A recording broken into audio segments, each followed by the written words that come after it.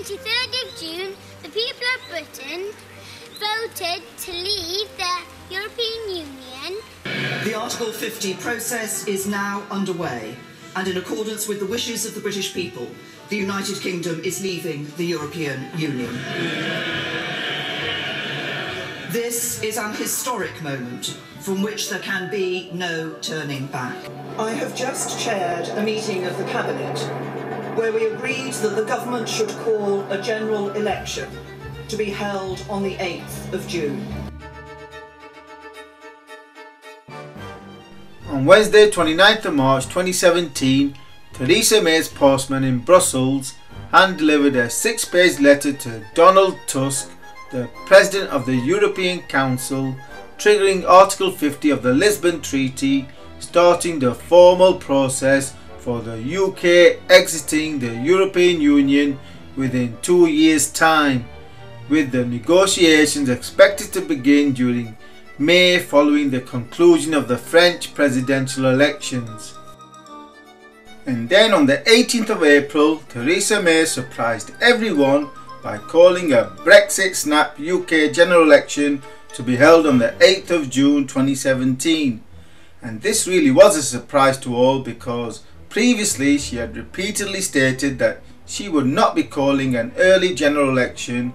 Instead, in a statement issued, made clear that a slender majority in the House of Commons was not large enough to secure a strong Brexit outcome for the United Kingdom.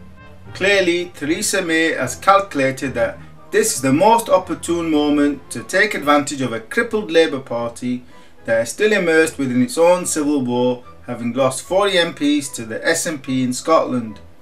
Then there are UKIP, who are literally imploding without purpose following the triggering of Article 50, all of which is manifesting in a landslide generating poll lead of over 20% over Labour. So at this stage, probability strongly favours a Conservative strong election victory on June the 8th. Therefore, in this series of 10 videos based on my 2 pieces of in-depth analysis published at the Market Oracle website, that will be updated as each video is completed and published, that aim to map out the dynamics of the Brexit war that is set to unfold between the UK and the European Union, and what actions the UK needs to take to ensure victory in this Brexit war, including what game theory suggests the UK should do virtually immediately following the outcome of the June 8th general election.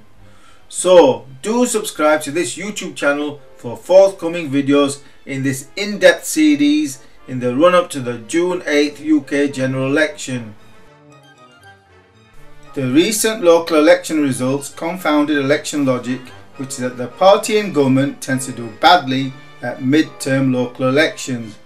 Of course, we're not living in normal times. We are living in the age of Brexit, where most voters realise the fundamental fact that there is only one party that has any chance of ensuring a successful Brexit outcome: the Conservative Party. And so the voters are intent on putting the country first by delivering Labour a bloodbath, whilst to all intents and purposes literally killing UKIP off in Thursday's vote, which saw many Labour and most UKIP voters mark their ballot papers with crosses and ticks against the Conservative candidate. And these are all the councillors you should not vote for next year.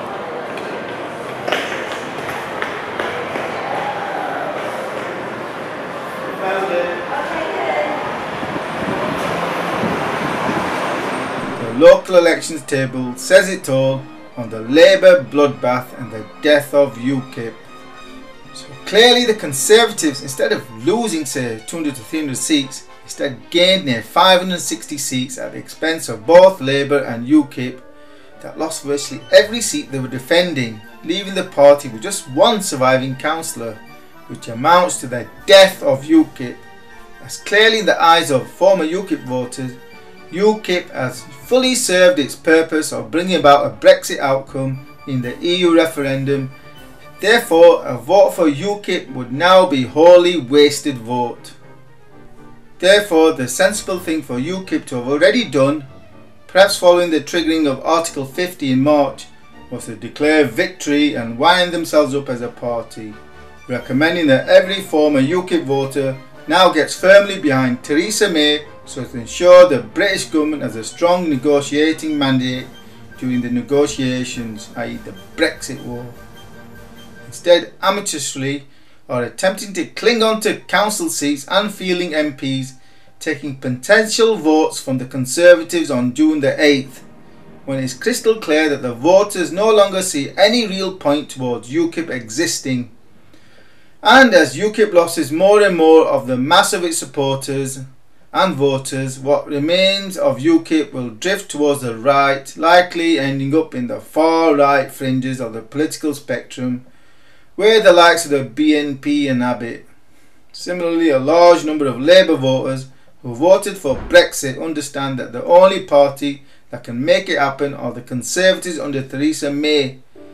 and so many, for perhaps the first time in their lives, voted for the Conservatives and were likely again in even greater numbers on June the 8th. Whilst even the Lib Dems failed to show any signs of recovery, instead of gaining seats, lost 37, another boost for the Tories in seats where there are lots of Lib Dem voters. So it does not take a genius to see how the local election results, barely a month ahead of the June 8th general election, directly translate into a probable strong Tory election victory, possible landslide, where the people of Britain appear intent on giving Theresa May a strong mandate to fight and win the Brexit war that Britain is engaged in against an increasingly belligerent European Union. In terms of the share of the vote, the Tories ended the local election night on 38%, whilst Labour trailed nearly 11% behind on 27%,